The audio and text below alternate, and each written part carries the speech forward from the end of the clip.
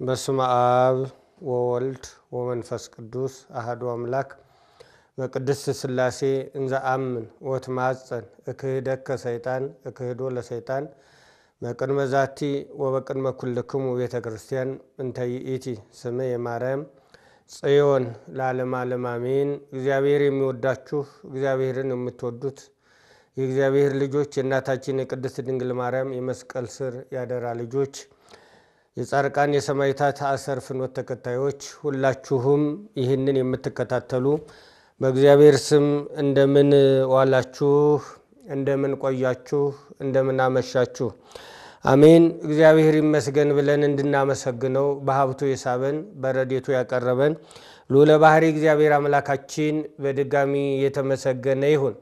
እንዲሁም ለመዳናችን ምክንያት የሆነች ከወደቅን የተነሳንባት ከወጣን የገባንባት ካጣን ያገኘንባት የእመቤታችን የሷን ጣዕሟን ባንደበታችን ፍቅሯን በልቡናችን ይሳልብን ያሳድርብን።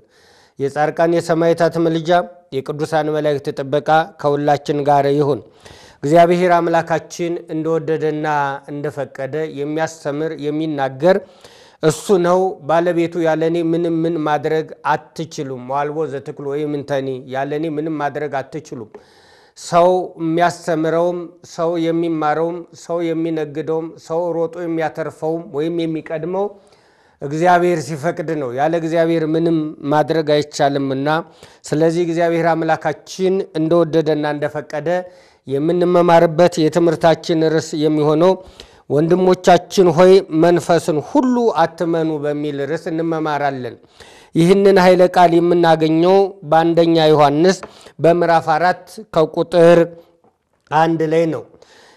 ዮሐንስ በመጀመሪያ አንድ ወንጌል 3 መልእክት አንድ ራእይ ጽፏል። ስለዚህ በዚህ ባንደኛው በመልእክቱ በጻፈው ባንደኛው መንፈስን ሁሉ አትመኑ የትምህርቱ መሰረታዊ ዓላማ መናፍስትን ለይቶ ማወቅ ነው። የእግዚአብሔር የሆነውን መንፈስና የእግዚአብሔር ያልሆነውን መንፈስ እውነተኛውንና ሐሰተኛውን ለይቶ ስለማወቅ ይሆናል። ይህንን ዮሐንስ ለደቀ መዛሙርቱ 7 ዓመት ካስሮ ከወጣ በኋላ የተለያየ ነገር ሲሉ ነገር ግን እንዴት እንደሆነ ዮሐንስ ለደቀ መዛሙርቱ ጽፎላቸዋል። ስለዚህ ወንድሞቻችን ሆይ መንፈስን ሁሉ አትመኑ መንፈስን ሁሉ አትመኑ ነገር ግን መናፍስት ከእግዚአብሔር ሆነው እንደሆነ መርምሩ ብዙዎች ሐሰተኞች ነቢያት ወደ ዓለም መጥተዋልና የእግዚአብሔርን መንፈስና የሐሰትን መንፈስ በዚህ ታውቃላችሁ ብሎ እውነተኛውን መንፈስና ሐሰተኛውን መንፈስ በምን መለየት እንዳለብን ነግሮናል። ስለዚህ መንፈስ ብሎ መንፈስን ሁሉ አትመኑ አንደኛ መላእክትን መንፈስ ብለን እንጠራቸዋለን።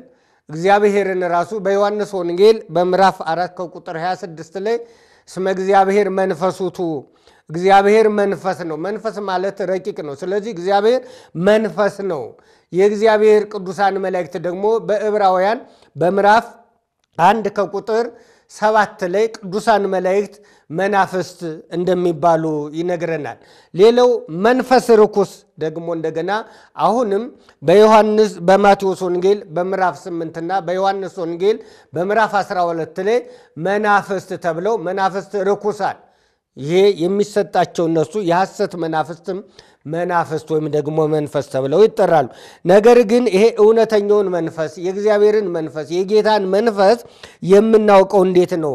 መንፈስን ሁሉ አትመኑ። መንፈስ ማለት ረቂቅ ነው። የማይዳበስ የማይጨበጥ ሁሉ መንፈስ ተብሎ ይጠራል። ነፍስንም መንፈስ ይላታል። በሌላ መልኩ ትምህርት እዚህ ጋር ወንድሞቻችን መንፈስን ሁሉ አትመኑ ሲል የመጀመሪያው መምህርን ሁሉ አትመኑ። መምህሩ ከእግዚአብሔር የተገኘ ነው ወይ? ጉባኤ ቤት የዋለ ነው ወይ? ምስጢር ያደላደለ ነው ወይ? ቤተ ክርስቲያኒቷ ወይም መምህራን ተናገር በከንፈሬ ተቀመጥ በወንበሬ ብለው ያስቀመጡት ነው ወይ? በሌላ መልኩ ትምህርቱስ ምን አይነት ነው? መንፈስ ስንል በሌላ መልኩ ትምህርት ነው። ትምህርቱስ ከየት የተገኘ ነው? ከእግዚአብሔር የተገኘ ነው? ከሰው የተገኘ ነው? ወይስ ደግሞ የሰው ሐሳብ አለበት? ወይስ ሐሰተኛ ትምህርት ነው? ወይስ እውነተኛ ትምህርት ነው የሚለውን በየት እንዴት መለየተው ማወቅ እንዳለባቸው ቅዱስ ዮሐንስ ለይቶ መናፍስትን ሁሉ አትመኑ። እውነተኛው መንፈስና እንዳልነው መላእክትን መንፈስ ብለን እንጠራቸዋለን። የሰውን ሐሳብ መንፈስ ብለን እንጠራዋለን። ትምህርትን መንፈስ ብለን እንጠራዋለን። መንፈስን ደግሞ ነፍስን መንፈስ ብለን እንጠራዋለን። እንደገና ደግሞ ርኩሳን መናፍስትንም እንደገና መናፍስት ብለን እንጠራዋለን። ነፍስንም መንፈስ ብለን እንጠራታለን። በሌላ መልኩ መንፈስ ብለን ወይም ደግሞ መንፈስ ቅዱስ ብለን የምንጠራው ከሦስቱ አካላት አንዱ መንፈስ ቅዱስን መንፈስ ብለን እንጠራዋለን። ለዚህ ነው ከሦስቱ አካላት አንዱ መንፈስ ቅዱስ ጌታችን ኢየሱስ ክርስቶስ በሚያስተምርበት ጊዜ በማቴዎስ ወንጌል በምዕራፍ 28 ከቁጥር 19 ላይ ሂዱና እያጠመቃችሁ በአብ በወልድ መንፈስ ቅዱስ ስም እያጠመቃችሁ ደቀ መዛሙርት አድርጓቸው ብሎ ስለዚህ መንፈስ ቅዱስን መንፈስ ቅዱስ ብለን ስለዚህ እውነተኛውን መንፈስ ሁሉ ከወዴት እንደሆነ መርምሩ። መንፈስን ሁሉ አትመኑ። እውነተኛው መንፈስ ምን ያደርጋል? የእግዚአብሔር እውነተኛው መንፈስ አጽናኙ መንፈስ የተላከው መንፈስ ቅድመ ዓለም የነበረው ዓለምን የፈጠረው ከሦስቱ አካላት አንዱ የሆነው መንፈሰ እግዚአብሔርንና ሐሰተኛውን መንፈስ እንዴት ነው መለየት የሚቻለው? የእግዚአብሔር መንፈስ በትንቢተ ኢሳይያስ በምዕራፍ 11 ላይ ነቢየ እግዚአብሔር ኢሳይያስ ስለ እውነተኛው መንፈስ ተናግሯል። የእውነተኛው መንፈስ መገለጫ ከሦስቱ አካላት አንዱ መንፈስ ቅዱስ የእግዚአብሔር መንፈስ ፈጠረ ብሎ የእግዚአብሔር መንፈስ ፈጠረ ብሎ ኢዮብ የተናገረለት ከሦስቱ አካላት አንዱ የሆነው እውነተኛው መንፈስ ሲናገር ነቢየ እግዚአብሔር ኢሳይያስ በትንቢተ ኢሳይያስ በምዕራፍ 11 ከቁጥር 2 ጀምሮ እንደዚህ ይላል። የእግዚአብሔር መንፈስ የጥበብ የማስተዋል መንፈስ ነው ይላል። ስለዚህ እውነተኛው መንፈስ ምን የሚያስብል ነው? የእግዚአብሔር መንፈስ የጥበብ መንፈስ ነው። ጥበብን የሚሰጥ ነው። ጥበብ ደግሞ ምንድን ነው? ፈሪሃ እግዚአብሔር ነው። የጥበብ መጀመሪያው እግዚአብሔርን መፍራት ነው ብሎ ዳዊትም ሰሎሞንም የተናገሩ። ስለዚህ የእግዚአብሔር መንፈስ ምን የሚያደርግ ነው? ፈሪሃ እግዚአብሔርን የሚሰጥ ነው። የእግዚአብሔር መንፈስ ምን የሚያደርግ ነው? አንድነትን፣ ሦስትነትን የሚያሳውቅ የእግዚአብሔር መንፈስ የጥበብ መንፈስ ነው ይልና አንደኛ የእግዚአብሔር መንፈስ የጥበብ መንፈስ እንደሆነ ይነግረናል። ጥበብን ሁሉ ነገር የሚሆነው በጥበብ ነው። ይሄ ቤት የሚሰራው በጥበብ ነው። ቤታችንን የምናቆመው በጥበብ ነው። ልብስ የምንለብሰው በጥበብ ነው። ኢንጂነሩ የሚሰራው በጥበብ ነው። ሐኪሞች የሚያክሙት በጥበብ ነው። ስለዚህ የእግዚአብሔር መንፈስ ሰነፍ የሚያደርግ አይደለም፣ እብድ የሚያደርግ አይደለም፣ የሚያራግጥ አይደለም፣ የሚያወናጭፍ አይደለም። የእግዚአብሔር መንፈስ የጥበብ መንፈስ አንድነትን፣ ሦስትነትን የሚያሳውቅ የጥበብ መንፈስ አንደኛው የእግዚአብሔር እውነተኛው መንፈስ ከሐሰተኛው መንፈስ ተለይቶ የሚታወቅበት የእግዚአብሔር መንፈስ የጥበብ መንፈስ ነው። ጥበብ ደግሞ ምንድን ነው? ፈሪሃ እግዚአብሔር ነው። ለዚህ ነው ቅዱስ ጳውሎስ ምን ይላል? ለጥበበኞች ጥበብን እንነግራቸዋለን። ዋኮ ጥበበ ዘ ዓለም፣ ነገር ግን ጥበቡ የዚህ ዓለም ጥበብ አይደለም። ጥበቡ ስለዚህ ዓለም እበዱቱ፣ የዚህ ዓለም ጥበብ ግን ምንድን ነው? ስንፍና ነው። ነገር ግን ለክፉ ነገር የዚህ ዓለም ሰዎች ጥበበኛ ናቸው። ወለእከይሰ ጠቢባን እሙንቱ፣ ለክፉ ነገር ጥበበኞች ናቸው። ለክፉ ነገር ጥበበኛ የሚያደርግ ሳይሆን ለበጎ ነገር፣ ለመልካም ነገር፣ ለደግ ነገር ቤተ ክርስቲያን ስለመስራት ወይም ደግሞ ራስን ስለማነጽ ፈሪሃ እግዚአብሔርን የሚያስተምር የእግዚአብሔር መንፈስ የጥበብ መንፈስ እንደሆነ ነቢየ እግዚአብሔር ነግሮናል።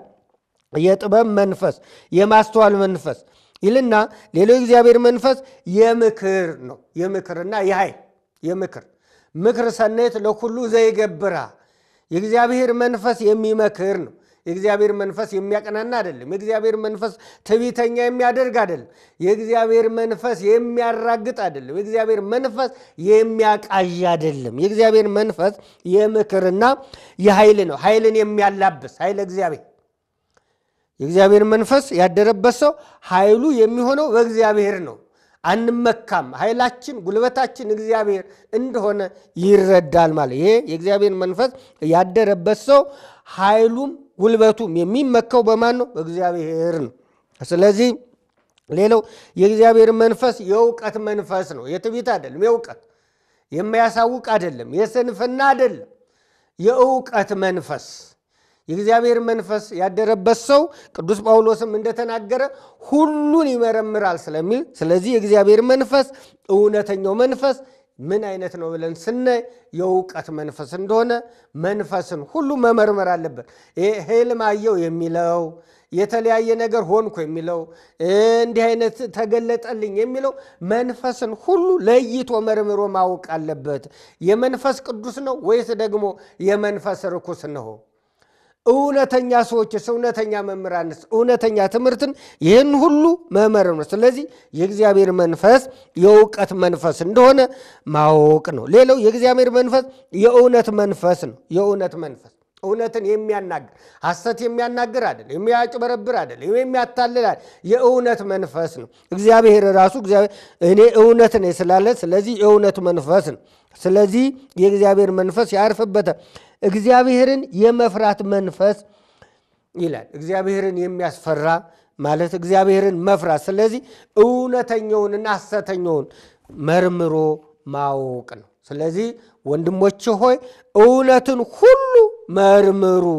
እውነትን ሁሉ ለይቶ ማወቅ ይገባል። መንፈስን ሁሉ የእግዚአብሔር መንፈስና ሐሰተኛ መንፈስ ስላለ፣ ሐሰት የሚያናገር መንፈስ ስላለ፣ በጣዖታት ላይ የሚያድር መንፈስ ስላለ፣ ሰዎችን የሚያሰስት መንፈስ ስላለ፣ ሳይበቁ በቅቻለሁ እንዲሉ የሚያደርግ መንፈስ ስላለ፣ ባሕታዊ ሳይሆኑ ባሕታዊ ነኝ የሚያሰኝ መንፈስ ስላለ፣ ህልም ሳይገለጥ የሚያቃዥ ሐሰተኛ መንፈስ ስላለ መንፈስን ሁሉ መርምሩ። መንፈስን ብቻ አይደለም፣ መምህራንን ሁሉ መርምሩ፣ ትምህርትን ሁሉ መርምሩ። ስለዚህ የእግዚአብሔር መንፈስ አያፈራግጥም። የእግዚአብሔር መንፈስ ቋንቋ ያናገራል። በሐዋርያት ሥራ በምዕራፍ 12 ላይ የእግዚአብሔር መንፈስ ለሐዋርያቱ ምን ገልጾላቸዋል? በትንቢትን ወይም ደግሞ እንደገና ይቅርታ ቋንቋን ገልጾላቸዋል የእግዚአብሔር መንፈስ። ነገር ግን ያናገረው ቋንቋ ምን አይነት ነው? የሚታወቅ ነው። ተነግሮ የሚጠፋ አይደለም። ቦቦቦቦ ብሎ የሚጠፋ አይደለም። የሚያናግር የሰዎችን ቋንቋ በዚያ የተሰበሰቡትን በቋንቋ የሚያናግር የእግዚአብሔር መንፈስ ነው። ስለዚህ ለሐዋርያቱ ተገለጸላቸው። የእግዚአብሔር መንፈስ ሲገለጽ ወይም ደግሞ ሲወርድባቸው ወይም ደግሞ ሲያድርባቸው ትልቁም ታናሹም በተለያየ ቋንቋ 71 ቋንቋ ተገልጾላቸዋል። ስለዚህ የእግዚአብሔር ቋንቋ ወይም የእግዚአብሔር መንፈስ ምን የሚያደርግ ነው ብለን ስናይ ቋንቋን የሚገልጽ ነገር ግን ቋንቋው ምን አይነት ነው? የሚታወቅ ነው። ቋንቋው ምን አይነት ነው? አንዴ ተናግሮ የሚጠፋ አይደለም። ቋንቋው የሚታወቅ እርስ በርስ የሚያግባባ ቋንቋ ነው። ስለዚህ መንፈስን ሁሉ አትመኑ፣ ነገር ግን መናፍስት ከእግዚአብሔር እንደሆኑ መርምሩ። ብዙዎች ሐሰተኞች ነቢያት ወደ ዓለም መጥተዋልና ነቢያት ሳይሆኑ ነቢያት ነን ብለው የመጡ ስላሉ፣ ሐዋርያት ሳይሆኑ ሐዋርያት ነን ብለው የመጡ ስላሉ፣ መምህር ሳይሆኑ መምህር ነን ብለው የመጡ ስላሉ እነዚህን ሁሉ መርምሩ፣ አትታለሉ፣ ለይታችሁ ወቁ ነው የሚለው። የእግዚአብሔር መንፈስና የሐሰትን መንፈስ በዚህ ታውቃላችሁ። ኢየሱስ ክርስቶስ በሥጋ እንደመጣ የሚያምን መንፈስ ሁሉ ከእግዚአብሔር ነው ይላል። ስለዚህ የእግዚአብሔር እውነተኛውን መንፈስ የእግዚአብሔር ልጅ በሥጋ እንደመጣ እንደተገለጠ የሚናገር ነው። የእግዚአብሔር መንፈስ ቋንቋን የሚያናግር ነው። የእግዚአብሔር መንፈስ የሚያፋቅር ነው። የእግዚአብሔር መንፈስ የሚያጽናና ነው። በዚህ በዮሐንስ ወንጌል በምዕራፍ 14 ከቁጥር 22 ጀምሮን ስናነብ የምናገኘው ምንድነው? ዋና ሐውር እኔ ወደ አብ እሄዳለሁ ይፌኑ ለክሙ ጰራቅሊጦሳ መንፈሰ ጽድቅ የእውነት መንፈስ ሐሰተኛ መንፈስ ሳይሆን የእውነት መንፈስ ጰራቅሊጦስን እልክላችኋለሁ እሱም ያሳስባችኋል። ስለዚህ የእግዚአብሔር መንፈስ የሚያሳስብ ነው።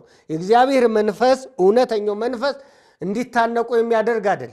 የእግዚአብሔር መንፈስ ገመድ ባንገት ላይ እንዲያደርጉ የሚያዝዝ አይደል። የእግዚአብሔር መንፈስ መብራት እንዲጨብጡ የሚያደርግ አይደል። የእግዚአብሔር መንፈስ የሚያጣላ አይደለም። የእግዚአብሔር መንፈስ የሚያከራክር ሳይሆን የእግዚአብሔር መንፈስ የእውነት መንፈስ ሐሰተኛ መንፈስ ሳይሆን እውነተኛ መንፈስ ከእግዚአብሔር ጋር የሚያነጋግር ወይም ደግሞ ፌኑ ለክሙ ጰራቅሊጦሳ መንፈሰ ጽድቅ የእውነት መንፈስ እሱን እልክላችኋለሁ። ስለዚህ ይሄ የእውነት መንፈስ ምን የሚያደርግ ነው? የሚያጽናና ነው። ያዘኑትን የሚያጽናና የእውነት መንፈስ ምን የሚያደርግ ነው? የሚያረጋጋ ነው። የእውነት መንፈስ ምን የሚያደርግ ነው? የተሰወረውን ነገር የሚያሳውቅ ነው። የመጀመሪያው ያጽናና። የእግዚአብሔር ሰዎች በቃሉ የጸኑ ናቸው። ሁሉ ጊዜ ደስተኛ የሆኑ ናቸው። ሌላው የእግዚአብሔር መንፈስ የሚያነጻ ነው። ለዚህ ነው መልአኩ ቅዱስ ገብርኤልም ወደ እመቤታችን መጥቶ ስለ መንፈስ ቅዱስ ሲናገር መንፈስ ቅዱስ ይመጽእ ላዕሌኪ ብሎ መንፈስ ቅዱስ ይመጣ እኔ አነጻሻለሁ እኔ ቀድሰሻለሁ አይደለም ያለ መንፈስ ቅዱስ ይመጻል ያድርብሻል እና መንፈስ ቅዱስ ከሶስቱ ግብራት እንደከለከላት ይናገራልና ስለዚህ የእግዚአብሔር መንፈስ ምን የሚያደርግ ነው? የሚያጸና ነው። መጽኔ የሚያጸና ጰራቅሊጦስ እልክላችኋለሁ የሚያጸና ቀድሞ ይፈሩ የነበሩት ቀድሞ ይሮጡ የነበሩት ቀድሞ ይደበቁ የነበሩት ሐዋርያት ይሄ እውነተኛው መንፈስ ሲያድርባቸው የሚጸኑ ሆነዋል። በምን የሚጸኑ? በእምነት የሚጸኑ፣ በእግዚአብሔር የሚጸኑ፣ በአምልኮ የሚጸኑ የማይፈሩ ሆነዋል ማለት ነው። ሌላው መንጽሕ የሚያነጻ ከኃጢአት የሚያነጻ ንጹሕ የሚያደርግ ለዚህም ነው በሐዋርያትን መንፈስ ቅዱስ ከወረደላቸው በኋላ እንደውም እንዲያነጹ ያንን ስልጣን ሰጣቸው። ዛሬ እግዚአብሔር ይፍታ ሲል ቄሱ የሚያነጸው የእግዚአብሔር መንፈስ እንደሆነ ዘአሰርክሙ በምድር ያሰራችሁት በሰማይ የታሰረ ይሁን ብሎ ሐዋርያትንም ካህናትንም እስካለ መጨረሻ ድረስ ሐዋርያት የሚያነጹ የሚቀድሱ ወደ እግዚአብሔር የሚያቀርቡ አድርጎ ስልጣንን ሰጥቷቸዋል። ስለዚህ እውነተኛው መንፈስ ምን የሚያደርግ ነው? የሚያጸና ነው። እውነተኛው መንፈስ ምን የሚያደርግ ነው? የሚያነጻ ከኃጢአት የሚያሰራ አይደል። ኃጢአት የሚያሰራ አይደለም። በህልም የተለያየ ነገር እንዲያደርጉ የሚያደርግ አይደል። እውነተኛ መንፈስ ከኃጢአት የሚያነጻ ንጹሕ የሚያደርግ ነው። ሌላው እውነተኛው መንፈስ መለየው ምንድን ነው? ናዛዚ ነው። የሚያረጋጋ ነው። ሰዎችን ሆድ እንዲብሳቸው የሚያደርግ አይደል። የሚያረጋጋ ሰዎች በእግዚአብሔር እንዲታመኑ የሚያደርግ ነው። ሰዎች በገንዘብ እንዲታመኑ፣ ሰዎች በዘመድ እንዲታመኑ፣ ሰዎች በኃላፊ ነገር እንዲታመኑ የሚያደርግ ያኛው መንፈስ ነው። የሚያገዳድል መሳሪያ የሚሰጥ ያኛው መንፈስ ነው። ወንድምና ወንድም እንዲጋደል የሚያደርግ መንፈስ ርኩስ ነው። ወንድምና ወንድም እንዲዋደድ እንዲፋቀር የሚያደርግ ደግሞ መንፈስ ቅዱስ ነው። ስለዚህ እውነተኛው መንፈስ የሚያነጻ ከኃጢአት የሚያነጻ ከበደል የሚያነጻ ከቆሻሻ የሚያነጻ ነው። ስለዚህ መንጽሔ የሚያነጻ። ሌላው እውነተኛው መንፈስ ጰራቅሊጦስ የተባለው ናዛዚ የሚናዝዝ የሚያረጋጋ። ሌላው ከሳቴ የተሰወረውን ነገር የሚገልጽ ከሳቴ የተሰወረውን ነገር የሚገልጽ የተደበቀውን ነገር የሚገልጽ ከሳቴ እንደሆነ መንፈስ ቅዱስ ይነግረናል። ሌላው መንፈስ ቅዱስ መስተፍስሕ የሚያስደስት ነው። ቅዱስ ጳውሎስ ሁልጊዜ በጌታ ደስ ይበላችሁ። ስለዚህ መንፈስ ቅዱስ ደስ የሚያሰኝ ነው።